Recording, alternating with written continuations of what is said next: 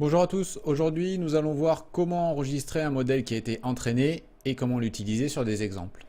Pour ça, je vais utiliser le modèle que l'on a créé la dernière fois, un modèle type VGG, et on va l'utiliser sur une base que vous connaissez maintenant, la base MNIST. Avant de commencer, je vais dire deux mots sur ce que l'on a vu la dernière fois, la normalisation par lot, donc dans le tutoriel numéro 5. On avait construit une fonction qui normalise la sortie des couches. Bien sûr, une telle fonction existe dans TensorFlow et bien sûr, elle est un peu plus performante. Donc on va la choisir à partir de maintenant et on va la choisir essentiellement pour deux raisons.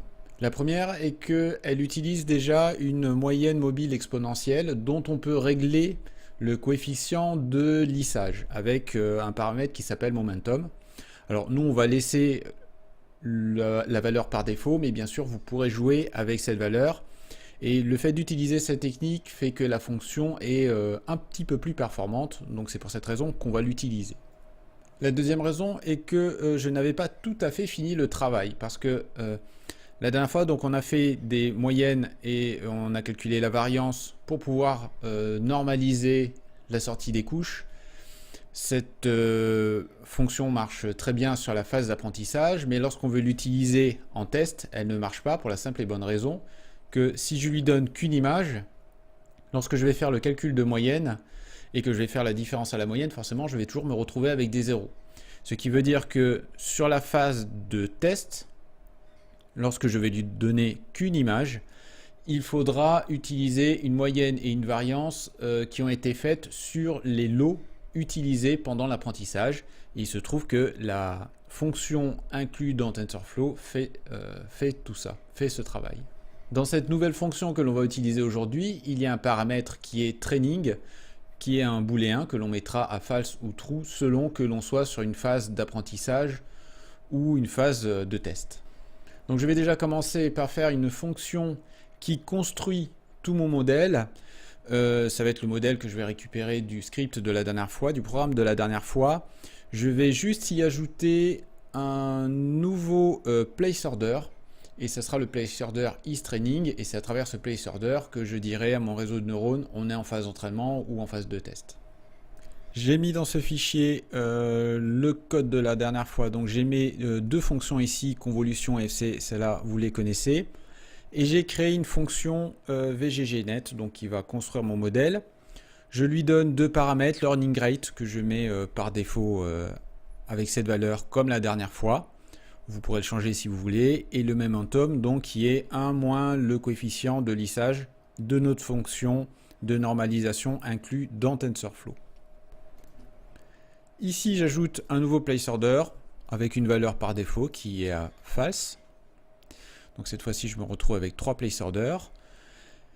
Là j'ai remplacé la fonction que j'utilisais, que j'ai écrit la dernière fois, par la fonction de TensorFlow.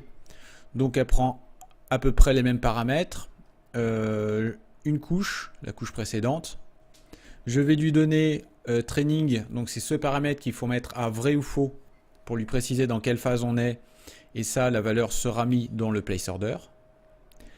Et la valeur de momentum, donc je mets par défaut à cette valeur, qui est la valeur par défaut dans cette fonction, mais que vous pourrez changer.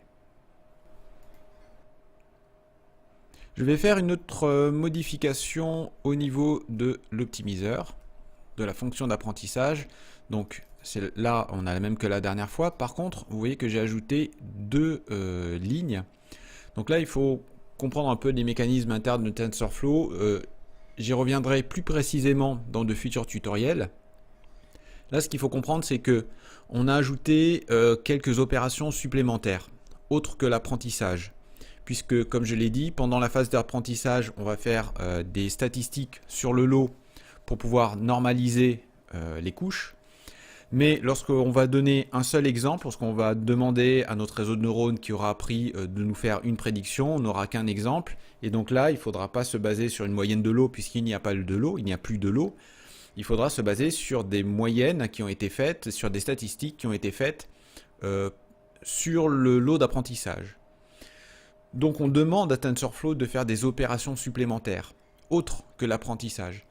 Et le problème est que il peut arriver que ces opérations se passent un peu en parallèle, et donc il faille mettre des dépendances entre ces opérations. Donc là, c'est ce que l'on fait ici.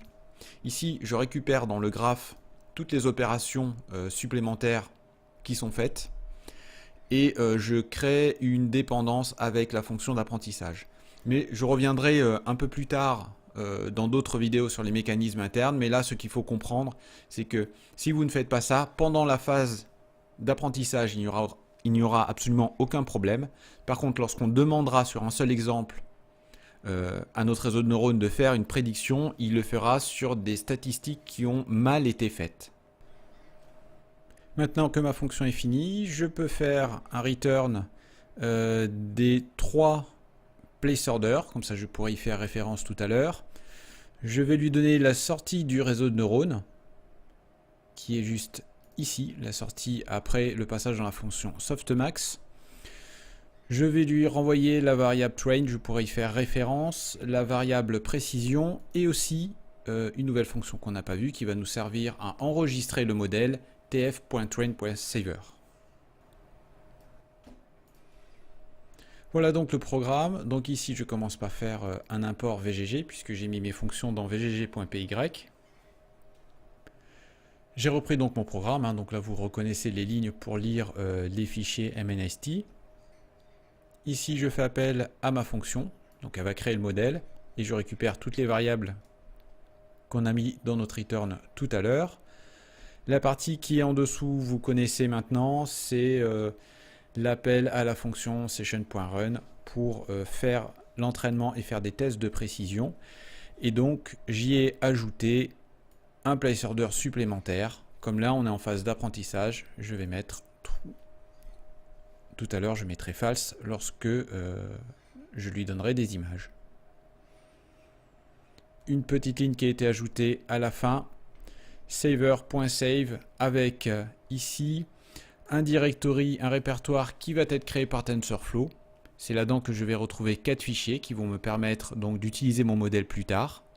Et je vais donner ici un nom qui est en fait un préfixe qui va être mis sur ces fichiers. Alors, j'ai fait l'apprentissage, voilà la courbe d'erreur, donc vous voyez, hein, l'erreur est très faible. On améliorera encore ça dans les vidéos futures.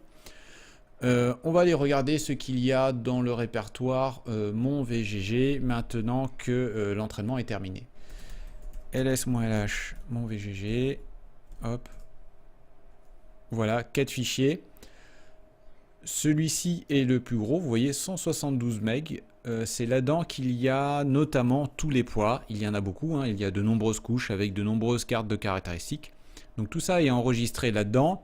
Et avec ces 4 fichiers, TensorFlow va s'en sortir pour récupérer notre modèle et on va pouvoir donc maintenant l'utiliser.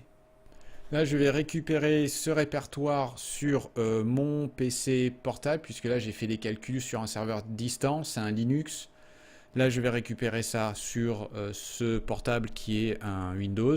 Et on va faire un petit programme donc en TensorFlow et on va voir comment récupérer maintenant et exploiter les données de ce fichier. Le programme est plutôt simple et ressemble à ça. Ici, vous êtes habitué à cette fonction, hein, je l'ai utilisée dans le tutoriel 3 et 4. Ça permet de récupérer l'entrée vidéo de ma caméra. Ça, c'est une ligne qui sert uniquement à formater mes variables, les variables que je vais écrire tout à l'heure, qui seront la sortie du réseau de neurones. Donc ce seront des flottants. Je fais juste un petit formatage pour ne pas avoir des lignes trop longues. Pour récupérer mon modèle, il suffit juste que je fasse la chose suivante. Donc j'ai quelques lignes à ajouter. Donc déjà, ces deux premières, je vais récupérer le modèle et je vais récupérer les données telles qu'elles étaient à la fin de l'entraînement au moment où j'ai fait appel à la fonction saver. Donc j'ai juste 2 lignes à ajouter et là mon modèle est entièrement chargé en mémoire et prêt à être utilisé. Ici, je vais faire référence à des variables. Tout à l'heure, si je reprends mon code, À côté de mes placeholders, j'ai ajouté un paramètre qui est name égale. Donc ici, name égale image. Ici, j'ai name égale training.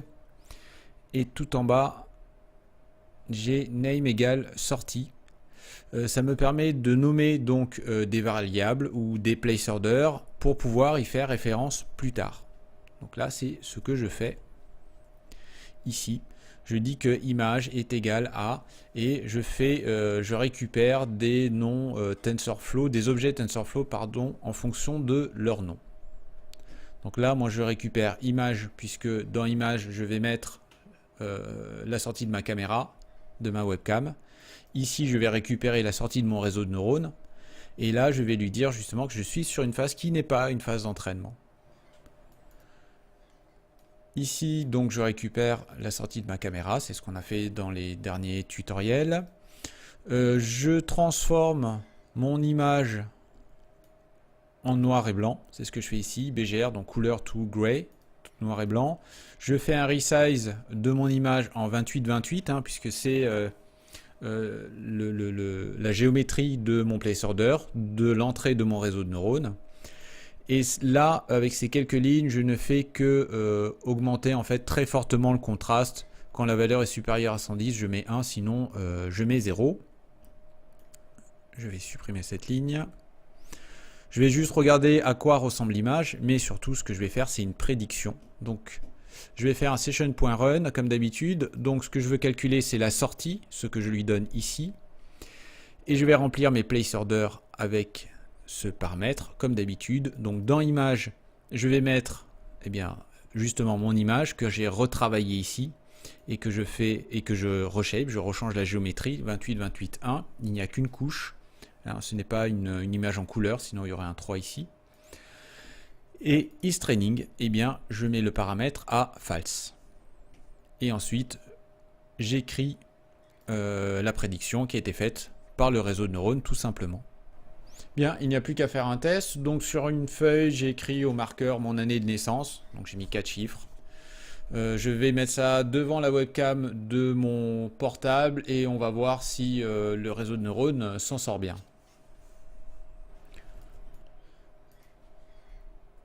Alors Python VGG underscore test.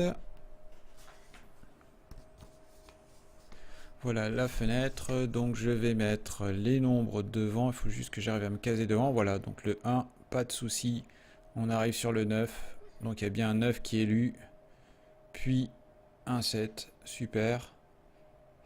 Et enfin, je vais essayer de centrer un peu le 4, c'est pas facile, et voilà le 4. Donc comme vous le voyez, ça marche plutôt pas mal.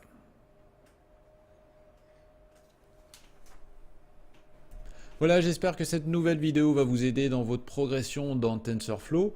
Bien sûr, comme toujours, je laisse le code à disposition sur mon GitHub. N'hésitez pas à faire vos commentaires, hein, qu'ils soient positifs ou négatifs, aussi bien sur le fond que sur la forme dans les commentaires YouTube. Et n'hésitez pas à vous abonner à la chaîne, ça m'incitera à faire de nouvelles vidéos. En attendant, je vous dis à bientôt.